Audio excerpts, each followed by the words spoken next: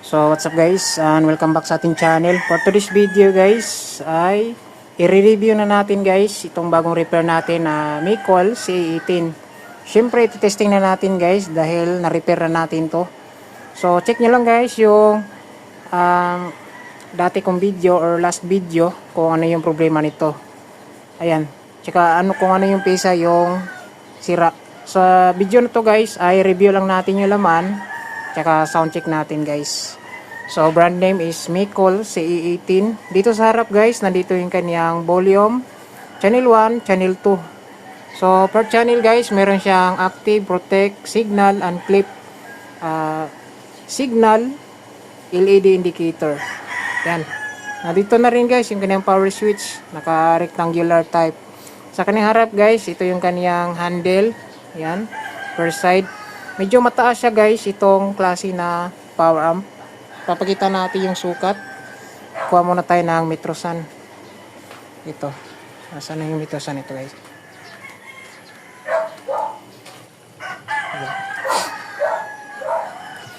So, bali yung or yung height niya guys, or lapad no, or tangkad dito. So, maabot siya ng 5 inches and 1/4. Ayan. Tapos yung lapad niya dito guys is 17 inches. Ayan, dito sa loob. Kapag kasama yung dito guys sa lagayan ng bolt ng torque case ay aabot siya ng 19 inches. Ayan. So saktong-sakto yung 19 inches niya dito guys. Walang sobra, walang kulang. You know. So 19 inches talaga siya. Tapos, yung haba niya guys dito sa likod is around 18 inches. Yan, pag dito lang. Pero kapag kasama yung sa dulo tsaka yung kanyang handle, aabot siya ng around 20 inches and 3/4. Ayan o. 20 inches and 3/4. Ayan. So, unplug ko muna nito guys dahil sasukatin din natin yung transformer. Ayan. So, sa kanyang transformer guys ay pure copper. Yan, toroidal type. Medyo malaki din yung kanyang transformer. Yung diameter ng kanyang transformer guys around 7 inches and 1/2. Ayan.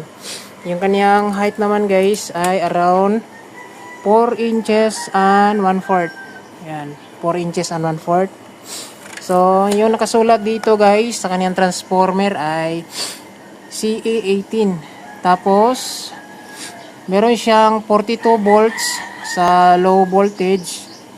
Meron siyang 76 sa medium voltage. Saka yung high voltage niya guys ay 110 kung nakita nyo. So, 110 yung kaniyang pinaka high voltage. So, pagdating naman dito guys sa kaniyang capacitor, ito. Meron siyang capacitor na 2, 4, 6, 8, 10, 12. So, 12 pieces yung kaniyang filter capacitor. Tapos, yung kaniyang value ay around 15,000 UF with 63 volt. Ayan guys. So, 12 pieces. Tapos, yung kaniyang bridge type diode is ito. Check natin. 3 pieces. Ito. 1, 2, 3. Yan, bridge sa high voltage, low, and medium voltage. Ayan. Dito naman guys sa kaniyang amplifier section. Ayan. So ito siya. Makapal din kaniyang board oh. Tapos yung heatsink niya is standard. Ayan. Pagdating sa design nito guys ay class H. Yung kaniyang circuit design. Ayan. So makikita natin guys. So, malaki yung parts na ginamit. Merong 1/4 watts na resistor. Merong 1/2, 2 inches. Yan.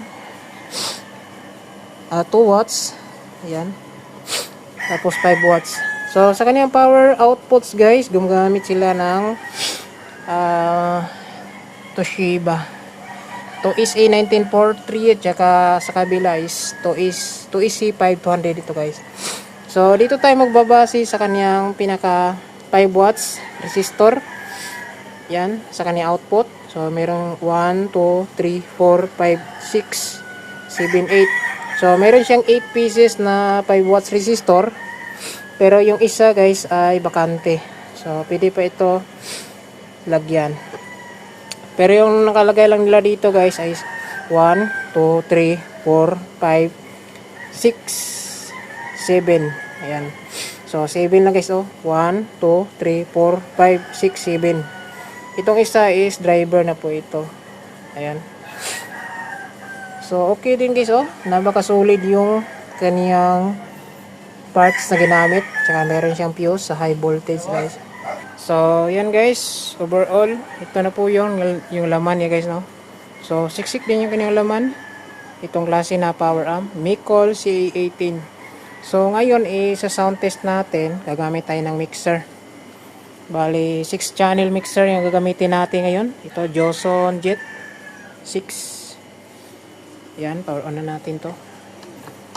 Simple lang yung setup ito, yung connection, output ng ating mixer, left and right, nakakabit sa input ng power amp sa channel 1 and sa channel 2. Tapos, yung channel 1 dito guys, nakaload yung dalawang 1200 watts natin, di 15. Tapos, sa channel 2, ito, dual pole range natin na around 600 watts. Neo po yan. 600 watts, 10 inches. Tapos 300 watts na driver unit tweeter. So ngayon guys, power on na natin. Bali gamit tayo ngayon ng P3 sa audio natin. Yan, testing lang natin guys, painitin natin kung goods na ba, hindi na ba magka-aberya. Yan, so power natin guys. Yan, so gumagana yung kanyang protect, tapos yung relay. Ayan, so magpa-play tayo ng music guys, pang sound test natin.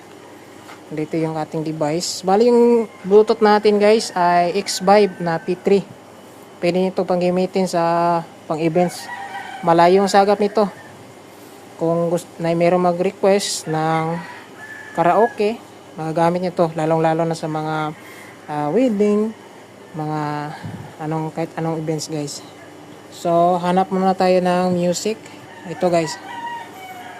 Credits to DJ Darwin sa kanyang magandang remix. Yan.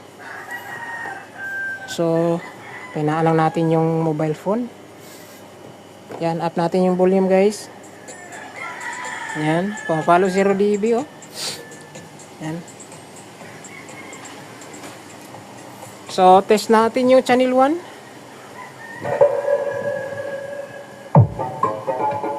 Ayan Itong channel 1 guys ay goods naman to, walang problema. Ayan. So, ito lang yung channel to, mayroong problema guys, yung danala dito. So, ito, try natin volume. Bali, ito yung naka-load guys, dalawang mid natin. Dual. So, normal na yung kanyang audio. Saka, hindi na umusok.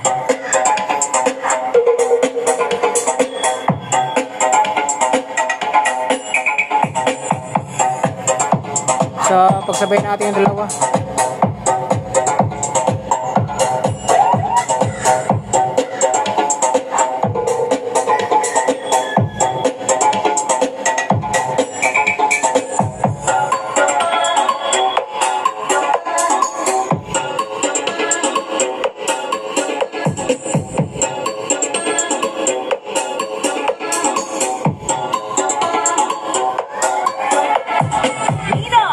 Mix Club!